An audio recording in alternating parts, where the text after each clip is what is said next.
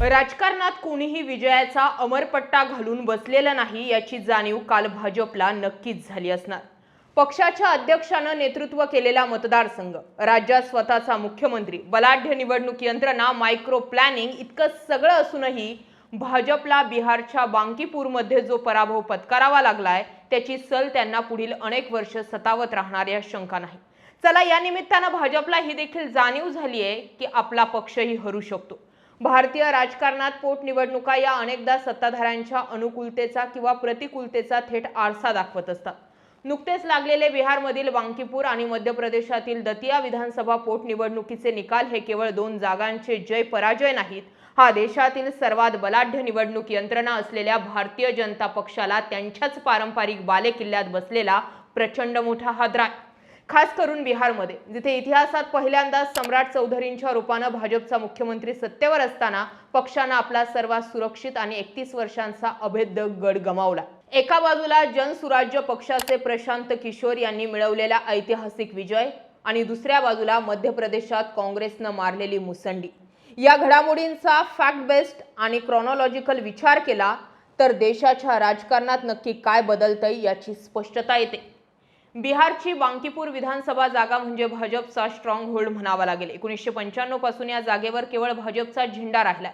भाजपचे राष्ट्रीय अध्यक्ष नितीन नवीन येथून सलग 5 वेळा आमदार म्हणून निवडून आले होते।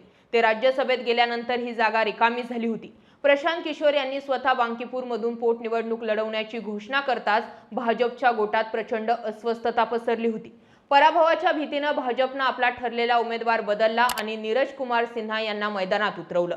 हा पहिलाच असा निर्णय होता ज्याने मतदारांना संदेश दिला की भाजप बॅकफुटवर आली आहे। ही भाजपची पहिली आणि सर्वात मोठी चूक ठरली।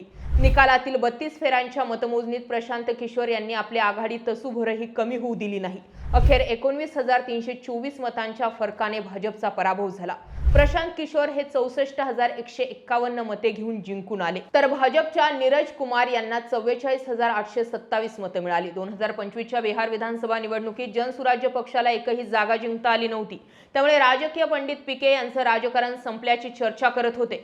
मात्र अवघ्या एका वर्षात बांकीपूर ही भाजपसाठी अत्यंत प्रतिष्ठेची पोटनिवडणूक जिंकून प्रशांत किशोर यांनी भारतीय राजकारणात अभूतपूर्व कमबॅक केल्याचं म्हटलं जातंय।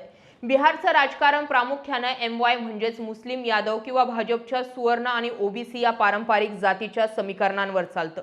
प्रशांत किशोर यांनी या समीकरणाला पूर्णपणे छेद दिला। त्यांची रणनीती प्रामुख्याने 3 मुद्द्यांच्या आधारे होती। 1. किंगमेकर ते किंग अशी थेट भूमिका। प्रशांत किशोर यांनी गेल्या 3 वर्षात संपूर्ण बिहारमध्ये हजारो किलोमीटरची पदयात्रा केली। त्यांनी लोकांच्या मनात एक विश्वास निर्माण केला की ज्या माणसाने देशात मोदी, नितीश कुमार, ममता बॅनर्जी यांना पंतप्रधान मुख्यमंत्री बनवलं, तो माणूस आता स्वतः तुमच्यासाठी बिहारच्या विकासासाठी रस्त्यावर उतरला। केवळ एक संधी द्या, बिहारचं भविष्य बदलण्याची क्षमता आपल्यात असल्याचं प्रशांत किशोर यांनी बिहारी मनात ठसवलं। 2. सुशिक्षित आणि विकास केंद्री अजेंडा। बांकीपूर हा शहरी आणि उच्च सुशिक्षित मतदारांचा भाग आहे। प्रशांत किशोर यांनी जात धर्माच्या पलीकडे जाऊन बेरोजगारी, शिक्षण क्षेत्रातील गोंधळ, पेपर लीक आणि बिहारच्या मागासलेपणावरती बोट ठेवलं। प्रशांत किशोर यांनी स्वतः सांगितलं की देशभरातील जेनझीचा प्रस्थापित यंत्रणेविरुद्धचा संताप त्यांच्या विजयाचं मोठं कारण ठरलं। 3रं कारण, पारंपरिक पक्षांविरोधातील संताप। 3ऱ्या क्रमांकावर राहिलेल्या RJDच्या उमेदवार रेखा गुप्ता आणि JDUच्या घराणेशाहीला तसेच भाजपच्या आश्वासनांना कंटाळलेल्या मतदारांना जनसुराज्य पक्षाच्या रूपाने एक विश्वासार्ह पर्याय मिळाला। भाजपने नितीश कुमार यांना केंद्रात बोलवून तिथे आपला मुख्यमंत्री बसवला होता। भाजपच्या या राजकीय डावाला बिहारच्या जनतेने या पोटनिवडणुकीच्या निमित्तानं चोख उत्तर दिल्याचं म्हटलं जातंय। दरम्यान केवळ बिहारच नव्हे तर मध्य प्रदेशच्या दतिया विधानसभा मतदारसंघानेही भाजपच्या चिंतेत भर घातली आहे। येथे काँग्रेसचे घनश्याम सिंह यांनी भाजपच्या आशुतोष तिवारी यांचा 6,016 मतांनी पराभव केला। येथील पराभवांचं मुख्य कारण म्हणजे अंतर्गत बंडखोरी आणि चुकीचं तिकीट वाटप।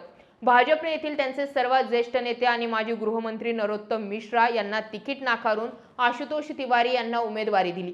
परिणामी नरोत्तम मिश्रा यांच्या समर्थकांनी आणि स्थानिक कार्यकर्त्यांनी निवडणुकीत पूर्ण ताकदीने काम केलं नाही।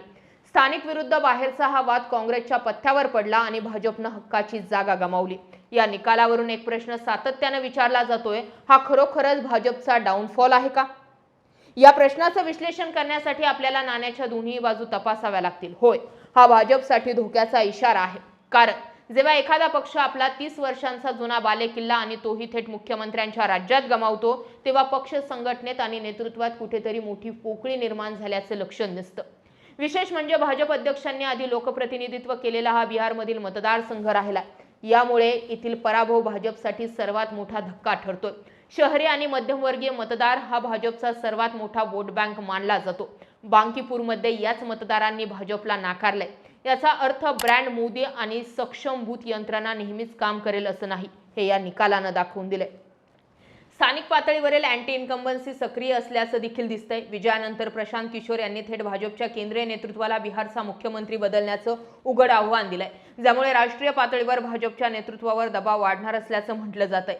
नाण्याची दुसरी बाजू म्हणजे काही विश्लेषकांकडून असंही सांगितलं जातंय की पोटनिवडणुका या स्थानिक उमेदवाराच्या चेहऱ्यावर आणि स्थानिक मुद्द्यांवरती अधिक लढवल्या जातात. याच काळात गुजरातच्या मांजलपूर पोटनिवडणुकीत भाजपनं 30,630 मतांनी विजय मिळवून आपलं वर्चस्व राखलंय. त्यामुळे संपूर्ण देशात भाजपचा प्रभाव संपला आहे असा निष्कर्ष काढणं घाईचं ठरेल. मात्र सुरुवात झाली हे मान्य करावं लागेल. बांकीपूर आणि दतियाच्या निकालांनी हे सिद्ध केलंय की भारतीय मतदार आता पॅसिव्ह राहिलेला नाही. जर सत्ताधारी पक्ष अंतर्गत गटबाजी, बेरोजगारी आणि स्थानिक प्रश्नांकडे दुर्लक्ष करत असेल तर मतदार जुना इतिहास विसरून नवीन पर्यायाला स्वीकारण्यास तयार आहे. प्रशांत किशोर यांचा हा विजय बिहारच्या राजकारणाला एका नव्या वळणावर घेऊन जाणार आहे. यामुळे भाजपला नक्कीच आपणही हरू शकतो आणि मतदारांच्या बदलत्या मूडची चाहूल लागली आहे. हा पराभव भाजपसाठी एक मोठा वेकअप कॉल आहे, तर प्रशांत किशोर यांच्यासाठी बिहारच्या आगामी राजकारणाला बूस्ट देणारा ठरू शकतो. तुम्ही बिहार आणि दातियातील ही निवडणूक नेमकं कशा पद्धतीने पाहता?